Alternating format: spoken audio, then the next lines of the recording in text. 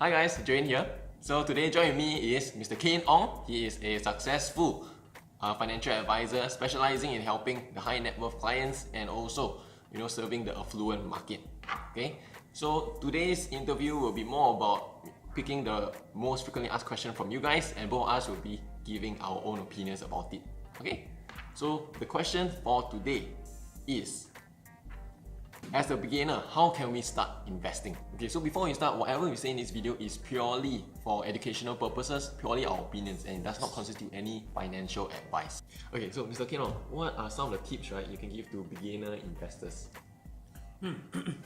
Okay, so in my opinion, whenever we are doing an investment, whenever we want to start an investment, especially as a beginner, we need to understand why we're actually doing it. Agree? Yes.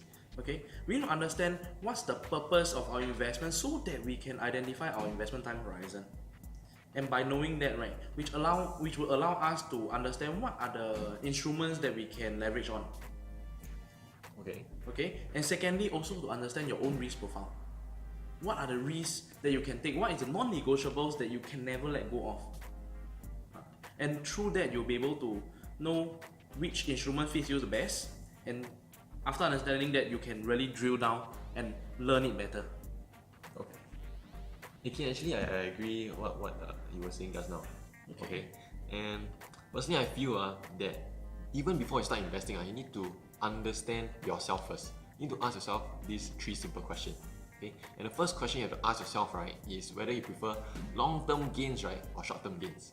Whether you prefer to let compounding interest work for you, or you prefer to take profit, right? The next question you ask yourself is, how much risk are you willing to take? How much money are you willing to lose? Are you willing to lose maybe 50% of your capital for a high risk, or a lesser amount of capital but lesser returns? And the last question you have to ask yourself is, do you want to invest? Do you want to invest yourself, or do you prefer to let the professionals invest for you? Okay, do you want to have more control over your own finances, or do you want to let professionals manage for you so that you have more time to spend with who you really love and do what you truly want? Okay? Yes, Geraint, I totally agree with what you just said. Okay, in fact, this is a very important point that I feel that should be touched on. And it's the fact that are we willing to put in the hours? Are we willing to put in the time to invest ourselves or not?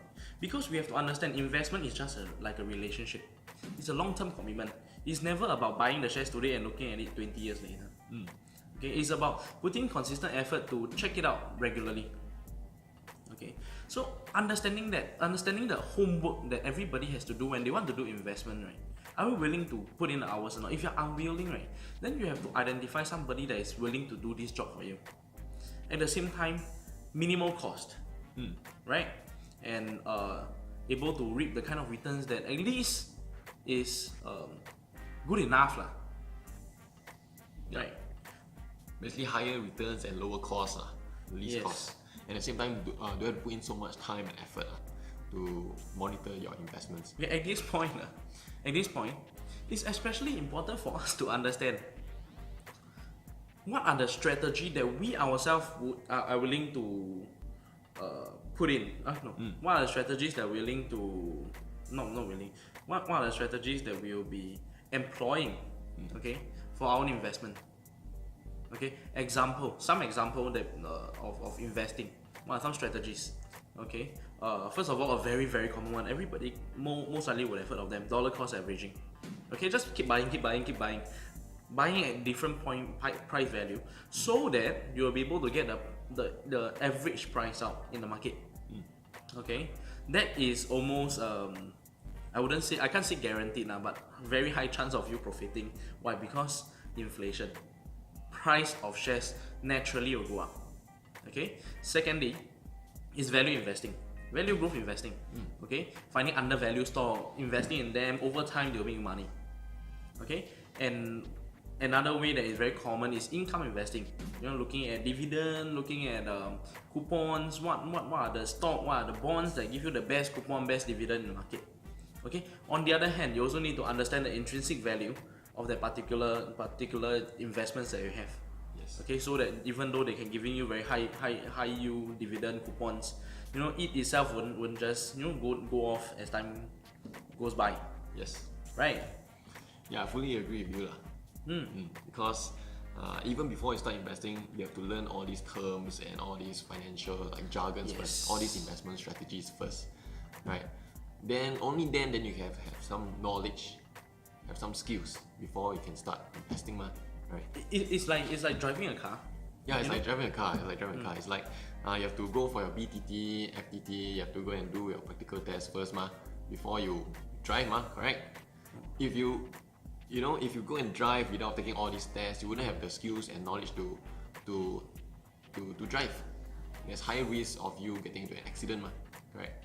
Yes. So what I'm trying to say, right, is you need to learn how to invest. You need to upgrade your skills, your knowledge first if you want to do it yourself. Or you can always pay a driver who will drive for you, drive the car for you. Mr. So you can Uber. sit back, relax, do your own things, spend time doing what you want, Yes. right? So there's always two choices, depends on what you feel works best for you.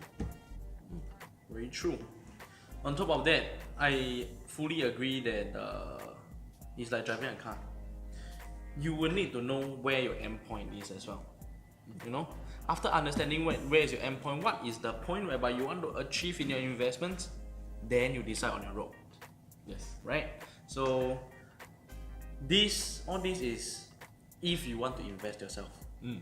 Now the question is, what if I don't want to?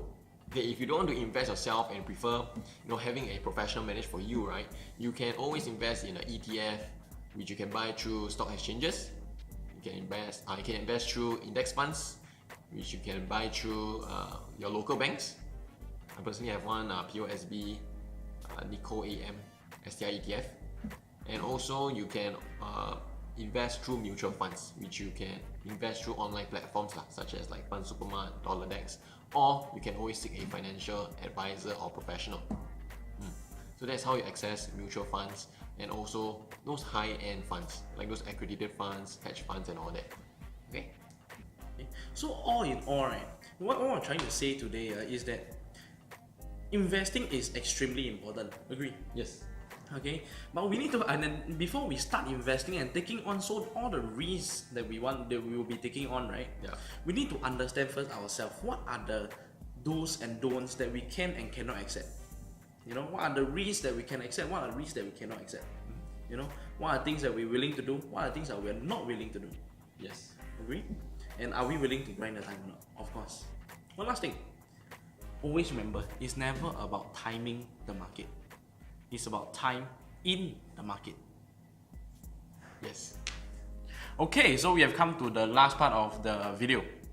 So right now, if you have any burning questions, any inquiries that you want to understand better in terms of investing, okay, in terms of optimizing your whole finances as a whole, do feel free to drop either of us on our DM or PM in our social media. Yes. Facebook, Instagram, but we don't have Twitter. Okay, if you have any other questions, right, that you want us to address, right, you can comment down below in the comment section below. Okay, so if you want to follow Kane on social media, you can follow him on Facebook and Instagram, maybe Twitter also. I don't have one. Oh, you can have one. Okay, thank you. We'll see you you. soon again. Bye-bye. Bye.